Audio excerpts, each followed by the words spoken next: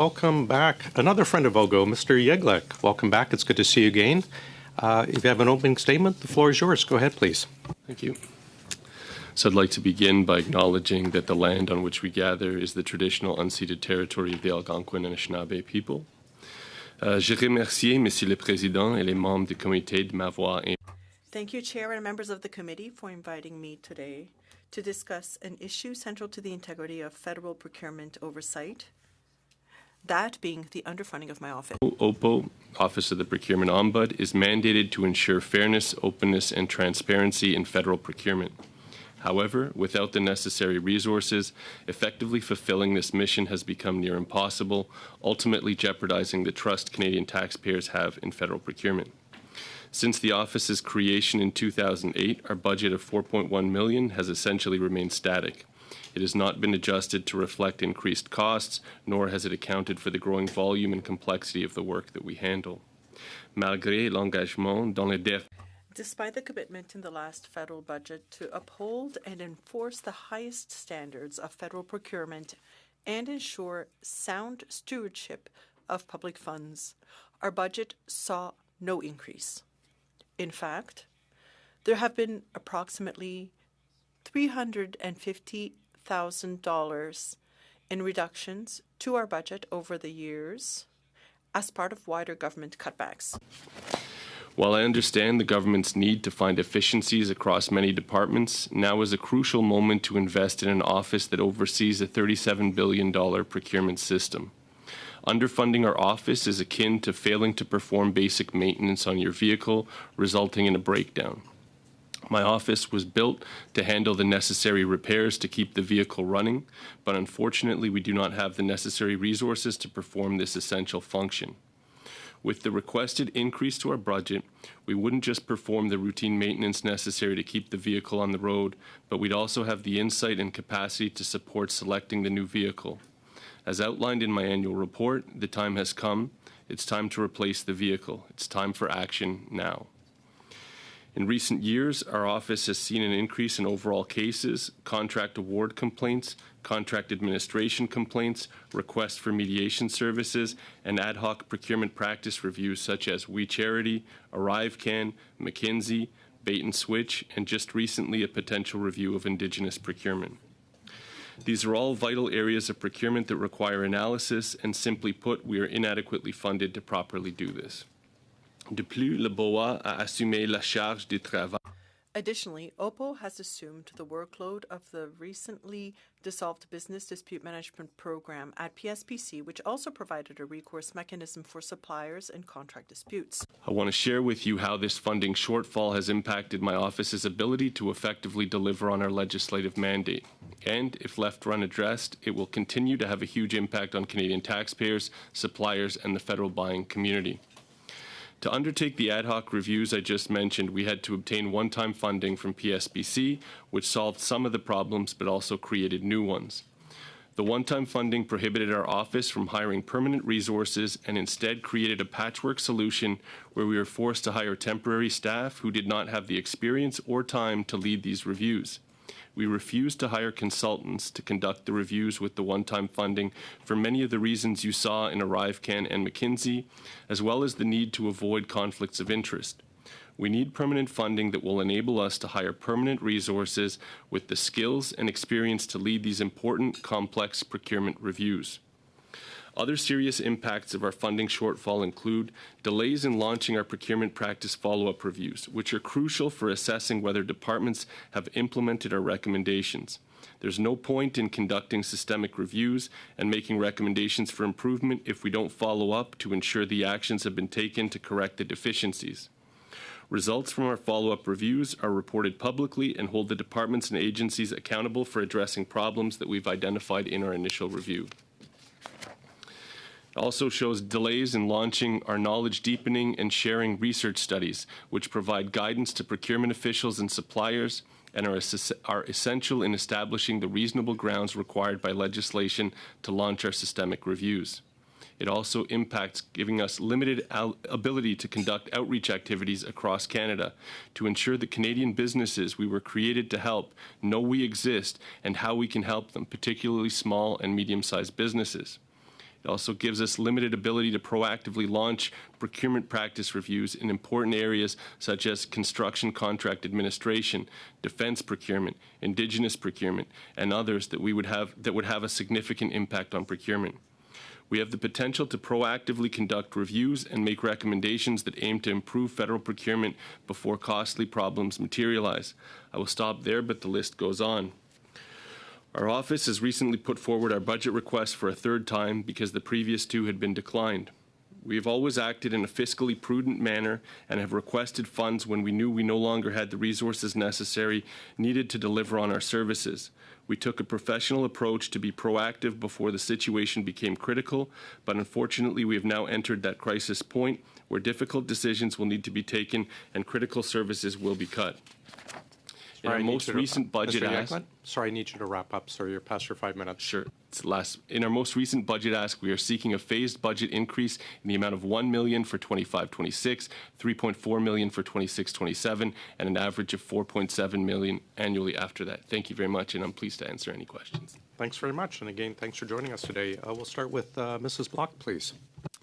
Thank you very much, Chair, and thank you, Mr. Yiglich, for being with us today. I know you've appeared before this committee on numerous occasions in the last couple of years, and we do appreciate you being available. And we know that this is an issue that you've raised with us. In fact, I'm reminded of a letter that I wrote to you in which I was requesting that you look deeper into the contracting with GC Strategies. And at that time, you had announced that your office was launching a review of the practice of bait and switch across government. In that letter, you also highlighted what you've highlighted here today, which is a lack of resources. In fact, you said, and you may have said part of this here today, and I'm going to quote, "My office has operated within its allocated budget, which has remained static for more than 15 years. While we continue to deliver on our mandate, budget constraints have made it difficult. Insufficient sustainable funding has led to staffing shortages that limit our capacity to conduct ad hoc systemic reviews regarding fairness-related risks brought to the office's attention." And I'll end the quote there. So given that, will you be able to complete your review on the practice of bait and switch with your current funding level? Mr. Chair, thank you for the question. So bait and switch is one of the ad hoc reviews where we did receive one-time funding. As I did note in my opening statement, it does also create risks associated with the one-time funding because we have to reallocate internal resources. These are high-profile reviews where we need to have ensured experienced leads are the practitioners who are leading these reviews. Therefore, with the one-time funding, we are prohibited from hiring full-time staff. It has to be temporary. As I mentioned, it's essentially a decision that I've taken that we will not hire consultants to perform these reviews for many reasons, one of which being conflicts of interest, but there are many other reasons as well. So we do have the resources, and that review has been launched. Thank you. It was reported by Blacklock's on November 27, 2024, in an article with the headline, "25 billion Contract System Broken." And I'll quote it, "Federal contracting is near the bottom tier in accountability and fairness," Procurement Ombudsman Alexander Ziglich said yesterday. Ziglich told the Senate National Finance Committee that irregularities like sweetheart contracting were symptomatic of a broken system. I guess one could never have imagined what we were going to discover over the last 2 years in procurement, and you listed just a number of them in your opening statement. Can you tell me two things? The first is, how many ongoing reviews is your office undertaking currently? And what do you see needs to happen in order to fix this broken system, as you called it? So thank you, Mr. Chair, for the question. I'll briefly go over the statistics. but just in procurement-related cases that we see. And I use the statistics from 17-18, which is when I started in the role, to current. So we went from 264 cases to 582 cases. That's a 120% increase. Written complaints, we went from 26 written complaints to 62, also a 138% increase. We have 102 written complaints received so far this year. PPRs, which are the procurement practice reviews, such as McKinsey. We've conducted 41 since our office opened in 2008, but we've actually done 20 in the last 5 years, so a significant increase. The procurement practice review follow-ups, which unfortunately have been captured in this financial crunches, we want to launch them within 2 years of completing the initial review. We've not been able to meet that time frame, so therefore accountability is lacking. For reviews of complaint reviews, again, we went from 4 to 38 this year. Now, 38 is a bit of an anomaly. That is certainly well above what we normally would see. But again, 4 in 2017-18 to 38 this year. And ADR, so alternative dispute resolution requests, we went from 9 to 11. So increase in all areas. To answer your second question about fundamental issues, so this is an area that I'm extremely passionate about because I think I've been in the job long enough where I've been able to see a significant trend, and the trend is troubling. So I think rather than formulate Band-Aid solutions, it's time to call for transformational changes. That's essentially what we've done in our annual report. But it's not enough to just call for transformational changes. We actually have formulated what we believe are some seminal changes.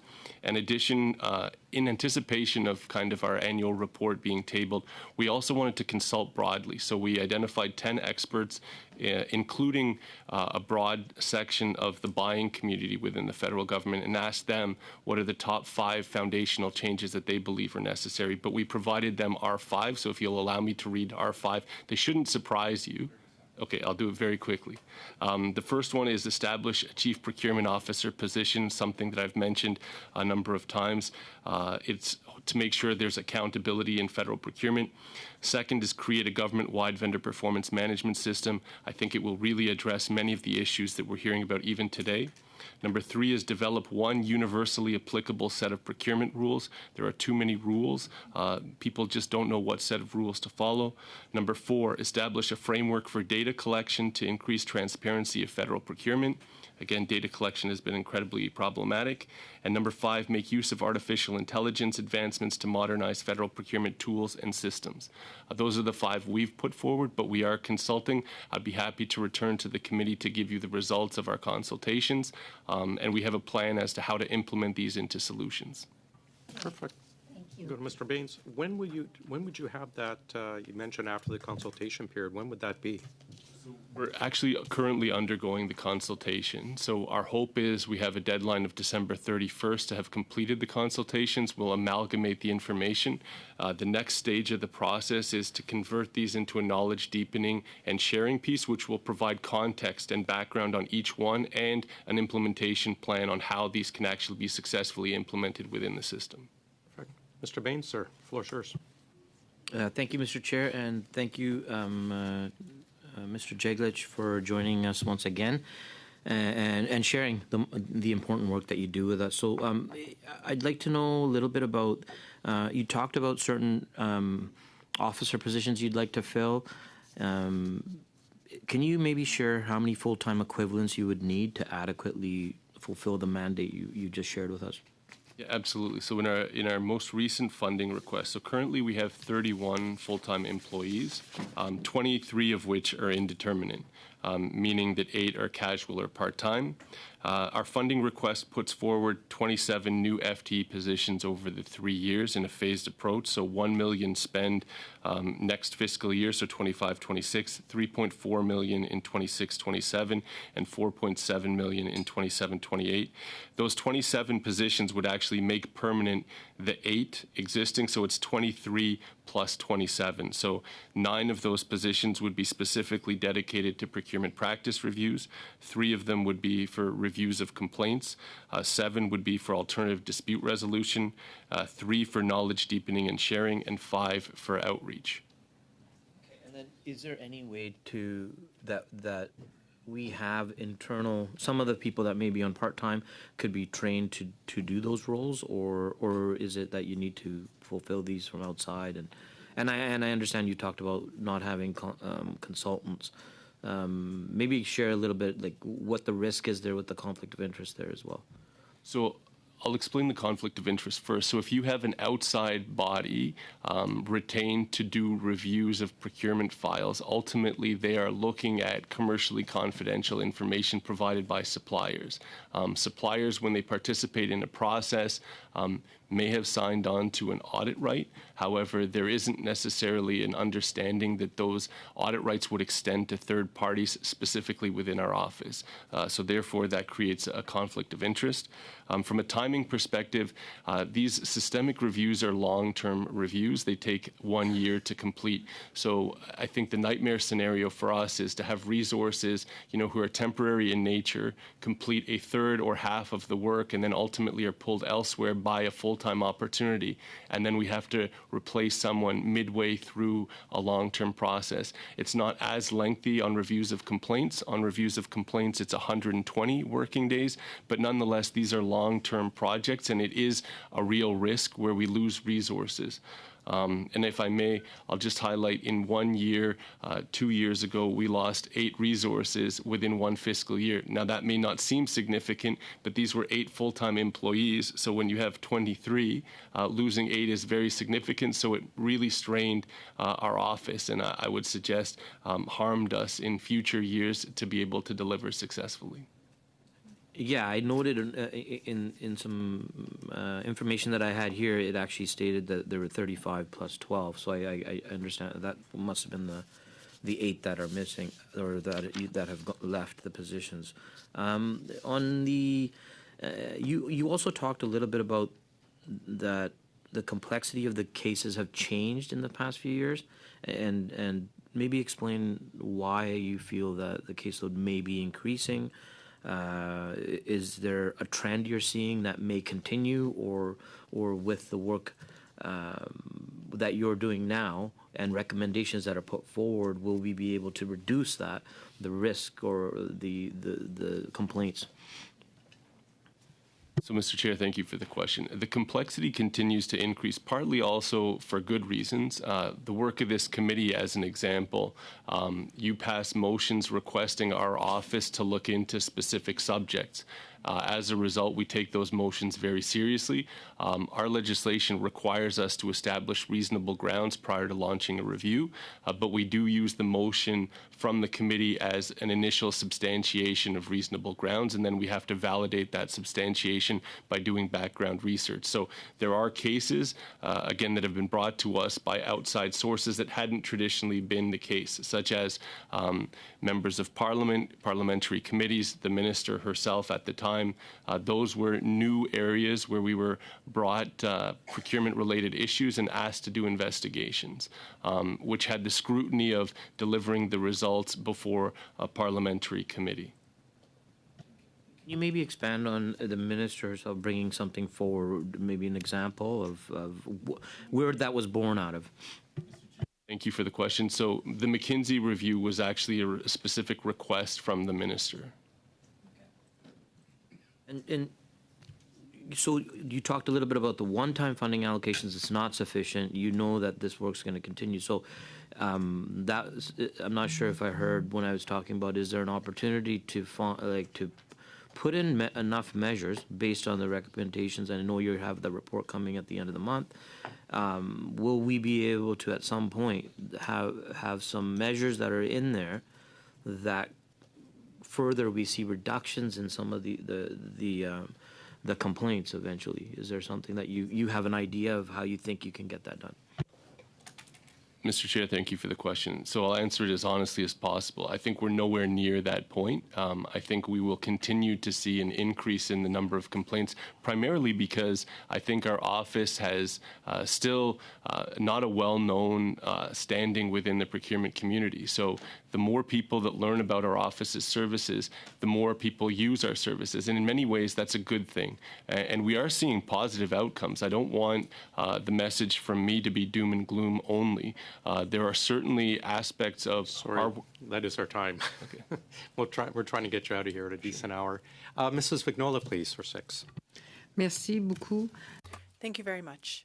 Mr. Yeglich, when I look at the 2024-2025 budget, I can see that the Procurement Ombudsman, in terms of activities, has a 4,485,000 and so on. I see no increases in supplementary estimates A or B. And with that, you are being told that you have to manage your whole team, fund your whole team, and increasing demand. And that's the same budget you've had over the same past 15 years.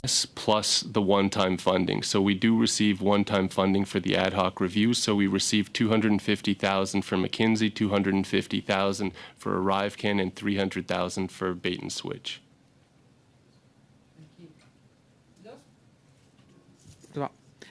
Lorsque All right. So we also get all kinds of documents, for example, from McKinsey and ArriveCan.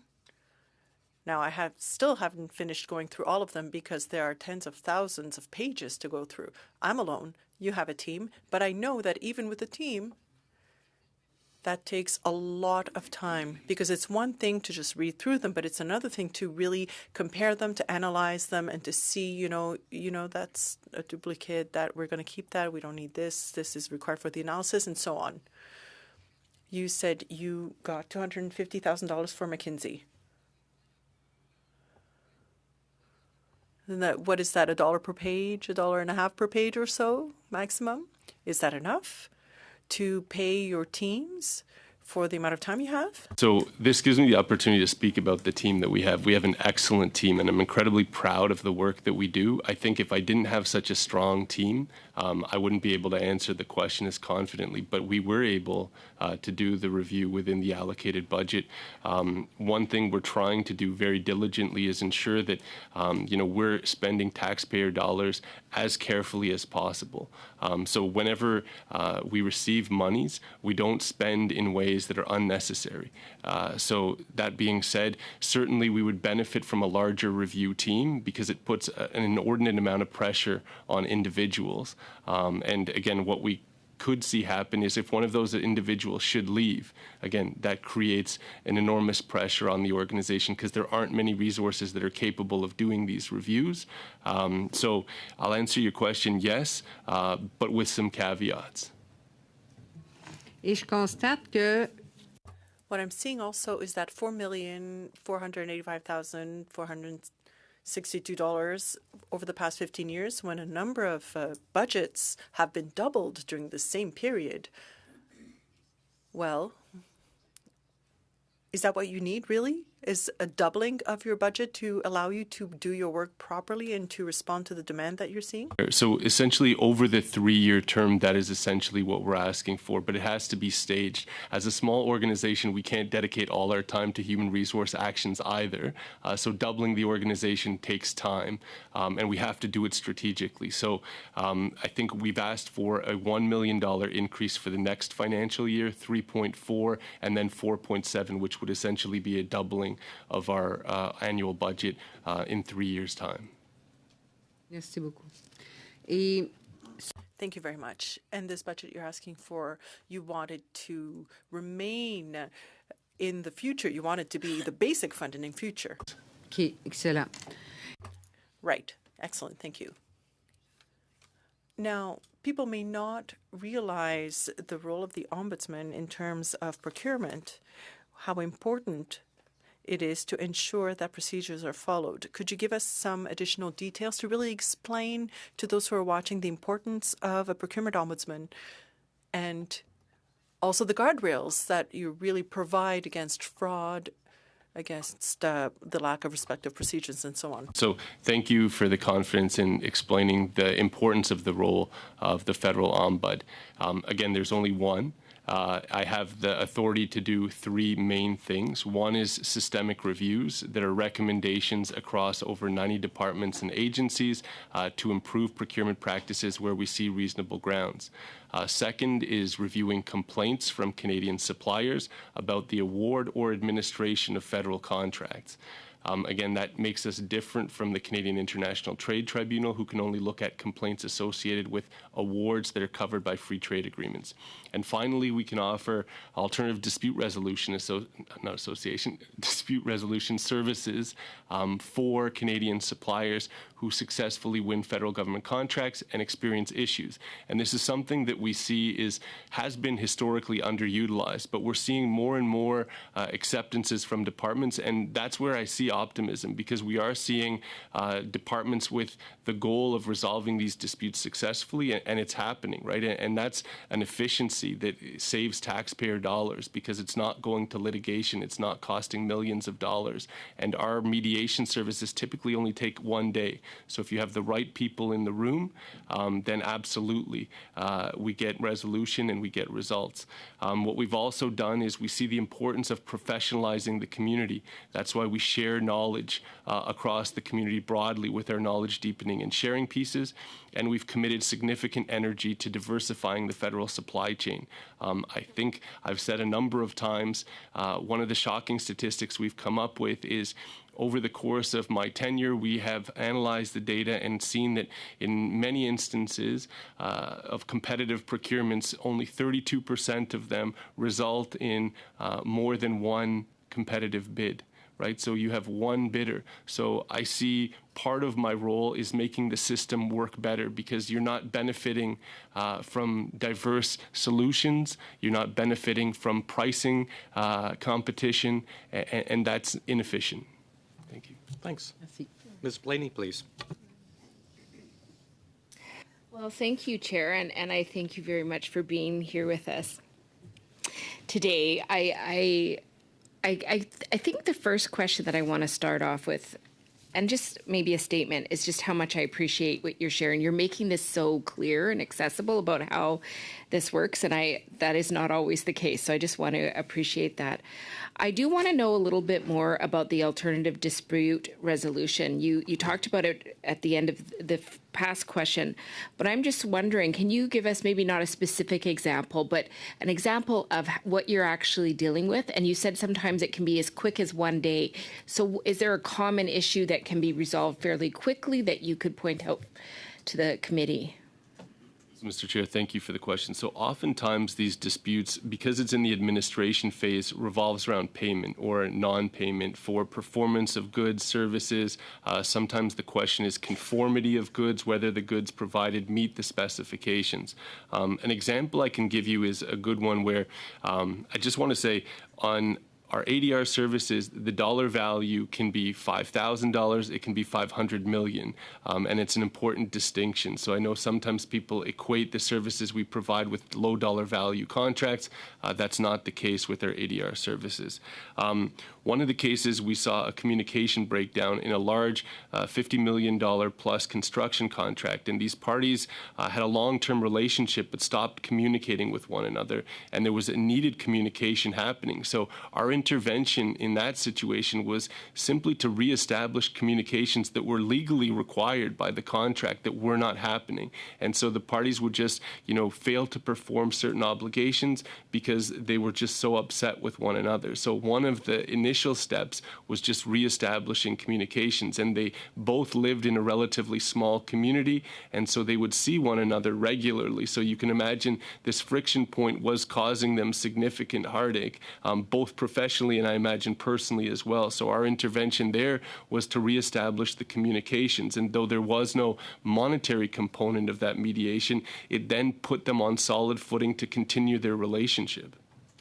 And I would assume that if it continued, it would have been something that would impact the financial process for sure. Mr. Chair, absolutely. Okay. So I know that we've been talking a lot about Indigenous procurement, and I'm just wondering, with these services that you have, and I know you have 5 pillars, how does that relate to the Indigenous community, and what kind of work do you do there? Today we had a testimony earlier, and it felt like the only way that Indigenous people could actually get sort of clarity or justice was through the judicial process. I'm just wondering, how could you be helpful in this, and what are you doing currently? So, Mr. Chair, thank you for the question. So that is a point of contention within our office. I'll try to break it down by service, but for Indigenous suppliers who have been awarded a contract pursuant to the PSIB, if there's another Indigenous supplier who wishes to complain, they cannot complain to our office because we derive our mandate as a result of the CFTA, the Canadian Free Trade Agreement. Because the PSIB is an exception to the application of the CFTA, we do not have jurisdiction to review complaints from Indigenous suppliers for contracts awarded pursuant to the PSIB. And that's also true for the Canadian International Trade Tribunal. So both the Trade Tribunal and ourselves have flagged this issue. We also understand, both from testimony and our own consultations, that there is a desire to have an Indigenous-led solution and dispute resolution mechanism, and we also agree with that. However, we think that all suppliers should be put on the same footing. So make them eligible to participate in our dispute resolution, our reviews of complaints. We can, however, offer dispute resolution services to Indigenous suppliers. So if an Indigenous supplier has an issue under a federal contract, they can, in fact, seek our ADR services. So that is a distinction. But on the first one, that has been a call to action that I've highlighted in our annual report 3 times, that this change is necessary, and I think it needs to happen. So just to help me understand, so these organizations can't go to you on these particular issues. So what's the alternative for them? Do they have an alternative at this point? Mr. Chair, so to give you a bit of historic context, so when the PSIB was originally known as PSAB, there was documentation that seemed to indicate that a dispute resolution mechanism would be stood up at some point. However, until such time that departments were to determine their own dispute resolution mechanisms within their respective departments, a dispute resolution mechanism was never stood up, and we were prevented from having jurisdiction based on how our mandate is structured. And like I said, it's created a bit of a difficulty when an Indigenous supplier comes to us with a complaint. And so we do have statistics. So from 2019 to date, we had 40 Indigenous suppliers come to us. 11 were specific to PSIB, and 4 of them filed written complaints that we could not look into because we lacked jurisdiction. And there's no alternative. So the alternative, I believe, as highlighted in the previous testimony, is the court system. Thanks Okay, very much. thank you. Mrs. Kusi, please. Thank you very much, Mr. Chair, and thank you very much, Mr. Yeglik, for returning to Government Operations Committee. The President of the Treasury Board came to committee last week and claimed that the new Treasury Board Manager's Guide for Procurement was fixing many problems with the federal procurement process. In your opening statement, you had 5 recommendations. Is there any interest from the President of the Treasury Board or the Minister of Procurement in these 5 recommendations? Have they indicated to you they are reviewing these recommendations and taking steps to implement them? Mr. Chair, thank you for the question. So to be fair, 2 of the 5 we've been fully transparent with. They're in our annual report, and we've highlighted them. I've spoken to the Minister of Public Services and Procurement Canada about those foundational changes. The other 3 I've highlighted in my testimony today, but we have not finalized our work, so I can't say those are the definitive 5 that we will put forward at the end of the work, but those were the 5 we went out to the experts with. We will engage in consultations upon conclusion of our work, and I can't speak to the likelihood of implementation by ministers. You mentioned in your opening statement the necessity to stop having Band-Aid solutions and have real change. Are you sensing an appetite from either the President of the Treasury Board or the Minister of Procurement for real change and to bring an end to these Band-Aid solutions? Mr. Chair, thank you for the question. In some ways, yes, and in some ways, no. I think for those who have worked within the system, and I apologize because I've said this at this committee before, but if you look back at historic reviews and audits going back decades, you could change the date on them and they would still be relevant. So that tells me that the existing framework and the recommendations that were made throughout the following 2 decades, have not been sufficient to rectify long-standing issues. So I think we're at the point now when we need to recognize that broader solutions are necessary, so outside of the box thinking, which is why we've taken the approach of saying the analogy, a new car is needed, because this car is asked to do many things, but primarily bring us from point A to point B, and I'm not sure that it's doing that anymore. And given the transactional volume per year, $37 billion, we need a vehicle that's going to work. And it almost doesn't matter who you talk to within the federal procurement system. If they're being honest with you, they will tell you that it's not working. So then, would you say that this government has taken significant steps to reform the procurement process, or have they simply written new guides and directives with additional rules, or a simplified version of the existing rules? Thank you, Mr. Chair. So I think, to be honest, all of the above. They have taken steps to simplify the process. They have taken steps, particularly during COVID. I think there was a unique opportunity to work closely with provincial and municipal entities to engage in bulk buying. And I think that created some economic synergies across procurement that I had hoped that would continue beyond the COVID dynamic. There's still work ongoing in that area, and documentation is made available to provincial colleagues so that they can use federal templates. I know there has been significant work on simplification. However, again, the work that's been done is insufficient, and it's not to comment on the intention, but if you pick up a solicitation document, and like I would suggest, I'm a lawyer and I've been in this space for over 20 years. And I find it incredibly cumbersome and difficult sometimes to understand what I'm being asked to look at or do. And I'm someone who should know. And so imagine if you're a small and medium-sized business. The one thing I will say is the inclusion of Procurement Assistance Canada is a significant step in the right direction.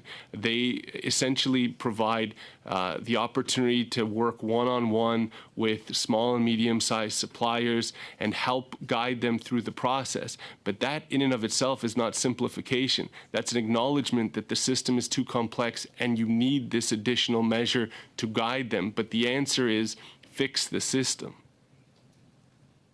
Well, I think that the term COVID environment is a very gracious depiction of panic and reaction. Thank you for your time here, Mr. Yeglick. Thank you, Chair. Point of order, Chair. Thanks. If I can just flag that a revised version of the motion has been sent by email and put on notice, I just wanted to make sure people were aware. And Perfect. Thanks very much. Mr. Jouari, please. Thank you, Mr. Chair, and once again, welcome, Mr. Yeglick. It's good to have you in our committee. I had an opportunity to read the report. In your recent annual report, you referred to the need for a change to your mandate. And I think in response to Madam Block, probably that's the area that you kind of tangentially were passing on. Can you explain what changes to the mandate of your office is being considered right now? Yes, Mr. Chair. So the changes that we've requested, those are kind of long-standing that go back 3 or 4 years, and those were the regulatory changes. And I guess the way I answered the question was also with the foundational changes that we've seen necessary that are much more broad than the ones that I'll describe to you. One of them is giving us the authority to review complaints from Indigenous suppliers on contracts awarded pursuant to the PSIB. The second is the right to compel documentation. So that has been something what this committee has offered kindly to help with. If we're seeing issues where documentation is not provided by departments or agencies pursuant to our reviews, that we could engage this committee. But the marker I'll put down is I still have more rights as a Canadian citizen making an access to information request than I do as the Procurement Ombudsman requesting documentation. And then the final one is changing the opportunity to award damages So I can make a recommendation for lost profit, or I can make a recommendation for bid costs associated with complaints. Currently, that's capped at 10%. We've heard that that is an artificial restriction on some people bringing forward complaints because, again, these are busy businesses, so if they don't see it worth their while financially to bring a complaint forward where there is merit, then they're not going to bring the complaint. So we're seeking that ceiling to be increased to 25% from the existing 10%. That being said, documentation has to be provided in order to validate. So it's not just a simple 10 to 25% jump. It would be upon validation of actual lost profits or upon validation of actual bid costs. Great. I mean, those are the points that we could use in our study. What impact does these new mandate has on the budget and on your FTE equivalent? Thank you, Mr. Chair. So by making those changes, it would obviously increase A, complaints, and B, it would also increase the eligibility of additional complainants on the Indigenous side. On the compelling documentation, that should have no impacts on the FTEs or costing. It's just access to documentation. Okay, thank you. Next question. It has to do with really with the compliance and with the independence. And I'm referring you to Section 11 of your report, page 33, Parliamentary Authority. And I quote, the funding approved by the Treasury Board for the operation of the Office of the Procurement Ombudsman, part of the Public Works and Government Service Canada appropriation, and consequently, the office is subject to the legislative, regulatory, and policy framework that governs PWGSC. Nonetheless, implicit in the nature and purpose of the OPO is the need for its fulfillment, its mandate in an independent fashion, and can be seen to do so by maintaining an arm's length relationship with PWGSC and the other federal department. What is the issue here? So from an independence standpoint, if you're talking about, and I just want to make sure I'm answering your question properly, when it comes to one-time funding, what is my concern around independence? There's something called the Venice Principles, and those are the governing principles for the operation of ombuds offices. One of the principles, which is number 21, speaks to sufficient and independent budgetary resources shall be secured. And so currently, independent is the challenge of the resources, because if I'm asked to do a review that I don't have currently budget for, I need to go to the minister and ask for those financial resources. It gives the minister a decision point, perhaps, that I would argue impedes our independence, because if he should determine no resources will be provided, but we have determined that reasonable grounds exist to launch the review, it's a bit of an awkward situation. Now, the statute indicates that we must launch a review, but I do not have the resources to do so, and it puts the minister in an awkward position as well. I've got 5 seconds, which I yield back to the chair. Thank you. Thanks very much for those 5 seconds. Mrs. Vignola for 2.5, please. Merci beaucoup. Thank you very much. Mr. Yeglich, could you tell us about the increasing demand regarding the Indigenous issue and needs? Also, you talked, I mean, everything you're saying is very interesting. I mean, it's like music to my ears. And that the main message was fixing the system when it's not working, when you have to go one-on-one with a contractor to explain the procedure and hold their hand. That means it's not working. What would you suggest to lighten the process while making sure there are no gaps, so that there will be no chance for fraud? Mr. Chair, one of the things I'll compliment the committee. I think the accountability that the committee is bringing along the supplier community is incredibly important. because the work that I do looks at the practices of departments, less so on the practices of suppliers. So I do find the work that the committee is doing in terms of holding suppliers accountable for inappropriate practices is particularly helpful, and I guarantee you it will have positive outcomes in the procurement system moving forward. In terms of what I can suggest as foundational changes, and I'll never stop talking about this until it happens, is the government-wide vendor performance management framework. And its implications are so significant because it's such a basic principle, but the government of Canada should only work with good performing suppliers and should not work with poor performing suppliers. And everyone would agree with that principle. So we have to stand up not just a department-wide system, but a federal system across all departments and agencies. So to complement the Department, like Public Services and Procurement Canada is currently running a pilot within the department, but that's still at the departmental level.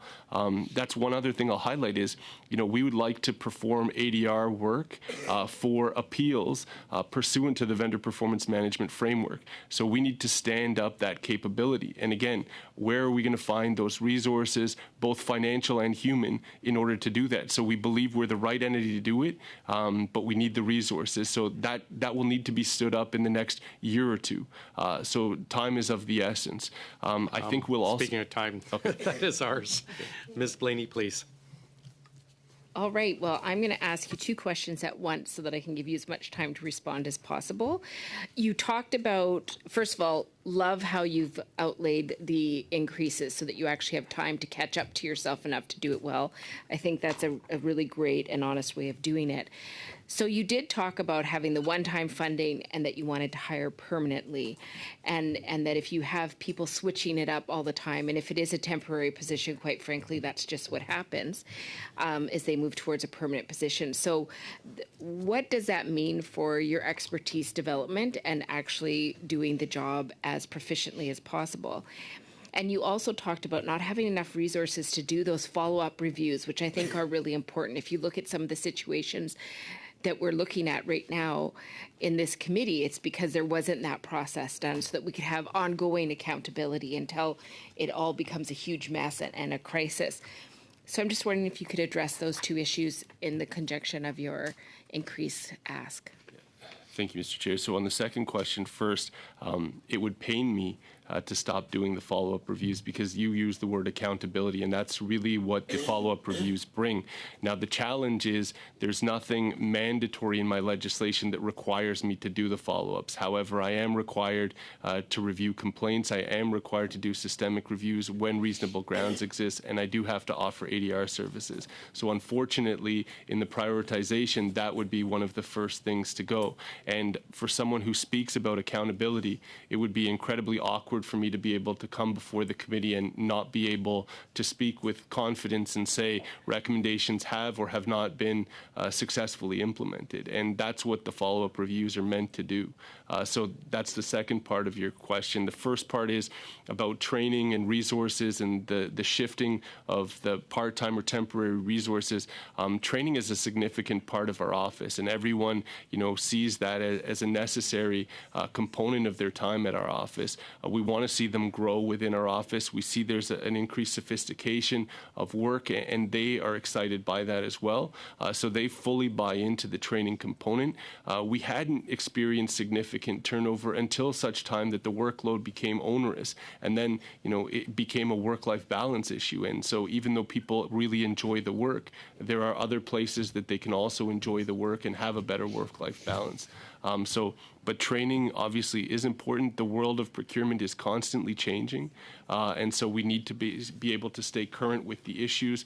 And Thank you, sir. I apologize, but we're out of time. Ms. Kusi, go ahead, please. Sure. Thank you very much. I will actually, Mr. Chair, pass my time over to Mr. Genuis. Thank you. Go ahead, sir. Thank you very much, Madam Chair, and Ms. Kusi for her generosity here. Could you just update us on your work on Indigenous procurement in general, and also timelines for that? When are we going to be able to hear back from you on it in general? So, Mr. Chair, thank you for the question. So the motion was passed in September. However, and I hate to answer it this way, but we have not yet secured funding to launch a procurement practice review on Indigenous. We have been tracking, obviously, the developments within the committee. We have been doing background research. We have not yet established reasonable grounds. So there's two components that will still need to happen before we could officially announce any action, which is we would need to establish reasonable grounds, A, and we need to secure funding, B, and neither of those has been completed as of yet.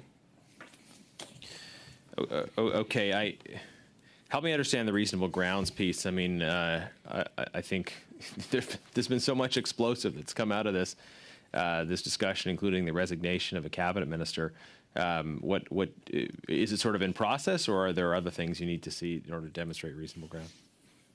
Mr. Chair, so we also understand that the Auditor General is looking at Indigenous procurement, and as we'd seen in both McKinsey and ArriveCan, we both did complementary reviews. So part of the process is to identify what lines of inquiry the Auditor General will be looking at, because we have 4 that we're currently looking at, and we want to make sure that we offer insights in areas that are not duplicative to what the OAG is going to perform. Okay, do you have any prospective sense of when that process can be completed, and how can we help you ensure the funding is secured? So from the funding perspective, obviously my preference is to have the funding request accepted to enable us to stop asking for one-time funding, because it just brings us back to all of the issues that we've seen. But if that's not happening, then we have to revert back to the one-time funding. So there is a meeting scheduled between myself and the CFO, I believe the 17th of December, at which point I'm going to raise the funding question for Indigenous procurement. So I'd happily report back on the outcome of that meeting. Okay, if it goes well, I mean, are we talking about getting a report by spring, by fall of next year? Or? So, Mr. Chair, the reports typically are 1 year in duration. Okay. So, right, thanks. Just to make sure we don't run out of time, I want to move my motion now with one further change following discussion that will hopefully make this go very smoothly. That the committee invite the following witnesses to appear in relation to potential abuse of the Indigenous procurement rules involving Canadian Healthcare Agency. Canadian Healthcare Agency, Sharon Uma, Jessica Salton, Melanie Reid, Gary Hartle, and Pearl Chilton. Further, that the committee authorize the chair to summon representatives of the Canadian Healthcare Agency if they do not agree to appear. Okay. Ms. Blaney? Yeah. I have no problem with that. I wouldn't mind doing a friendly amendment and add at the end, and that the committee hear from these witnesses in a meeting scheduled during the regular sitting hours of the House of Commons. So I will forward that in and am open to discussion. I think I see agreement for that for when the House resumes. We'll do that. So be it. You've got about 30 seconds left, Mr. General. Oh, okay. Well, thank you again for your work. I mean, just in the time I have left, the issue of referral to the RCMP. We heard earlier that Mr. Hartle identified some issues. He wanted these things referred to the RCMP. That didn't happen. What can you tell us about issues where there's criminality involved in procurement, when there should be a referral to the RCMP, and how that should be managed? Thank you, Mr. Chair. So from our perspective, the moment we would see an issue of criminality, it would be referred to the RCMP. To date, the only conversations we've had with the RCMP are in relation to the ArriveCan review. Thank you, gentlemen. Mr. Kuzmierczak, please. Thank you so much, Mr. Chair, and thank you so much, Mr. Yeglich, for being here today and always for bringing insightful testimony for the work of this committee. You mentioned that your caseload is increasing. It's also increasing in complexity. What's driving that increase as you see it? So thank you, Mr. Chair. I think predominantly awareness of the existence of our office and the services that we provide, partly due to the enhanced spotlight given to the office by our reviews on ArriveCan and McKinsey, but also sustained outreach where we do town hall meetings. And I'll actually be jumping on a town hall meeting at 1 o'clock today, or I guess I'm already 6 minutes late for my town hall with Atlantic Canada. But part of that outreach is making sure that federal suppliers are aware of our services, and equally we speak to federal departments, making them aware of how they could use our services. And I think that's incredibly important for them to understand as well, is that our goal is to make the federal system work better for everyone, and that includes departments, and we're a resource for them as well. So we do departmental meetings. Again, I just did one last week. These are opportunities to speak directly to buyers and hear the issues that they're experiencing firsthand. So they can also bring issues to our attention that could give rise to a systemic review, or that could give rise to a dispute resolution mediation process. You do a lot of community outreach. I noticed you're on social media. The office is on social media. You do town halls across Canada. You came to Windsor, I think, 2 years ago, if I'm not mistaken. And so I just wanted to ask you, what portion of that budget is dedicated towards community outreach and awareness, as you said? Because definitely awareness has been building for this office, for the OPO. Thank you, Mr. Chair. So unfortunately, a very small portion. So we try to be as creative as possible and cost effective. So as you mentioned, social media is an avenue we use. We also do outreach by way of town hall, many of which are virtual. But we do find the interactions to be a little more authentic when in person, and give a different appreciation for the issues that suppliers are feeling when you actually go to their location. We don't have a significant budget for that travel component, but we do have a national mandate which requires us to serve suppliers across Canada. So I know I didn't directly answer your question, but we can submit in writing how much we actually spend on outreach with specificity in writing. Yeah, that would be great. Because I know you do a lot more than just analysis and reports. Like I said, outreach is important to the office. How would you measure ROI, the return on investment for Canadians? And so, if you were at a town hall with residents there, how would you explain to them what is the return on investment for the office of the Procurement Ombudsman? So, Mr. Chair, thank you for the question. So specifically on complaints, I guess the ROI is based on the statute and the regulation. So the return on investment is to ensure fairness for them, and it can be by way of compensation.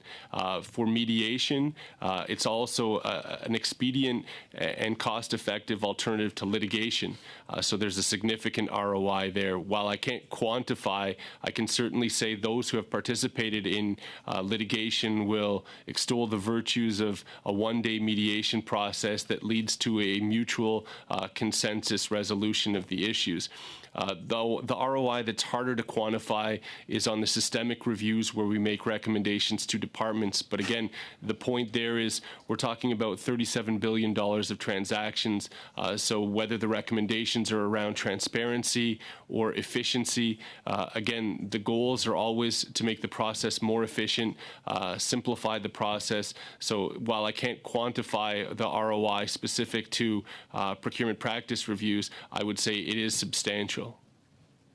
Has there ever been an attempt to study or assess sort of an ROI of the work of the Office of the Procurement Ombudsman? Just curious. Mr. Chair, it's a fair question. It's a question I've asked within the last year to help further support our request for financial resources to be able to demonstrate the cost efficiency associated with the work that we do. We have not yet undertaken that work, and as you can imagine, again, that takes resources and or money to undertake that review, and that's, again, unfortunately, the difficulty we're having. Even to put forward the financial ask itself is a laborious process, that's taking resources away from doing the analysis, the outreach, etc. So, we are very committed. I think if you ask the department about the professional nature of the proposals we put forward, we do take them very seriously. We want to be very rigorous. But in terms of quantification from a monetary standpoint, that is not something we have done yet. Thank you very much, colleagues. Mr. Yeglik, I appreciate you bidding with us again. You've shown, as always, why I consider you a friend of this committee, and I hope we can do everything possible to support you, perhaps with the committee's approval. Once you're done that study we spoke about earlier, we can have you back to discuss it. Colleagues,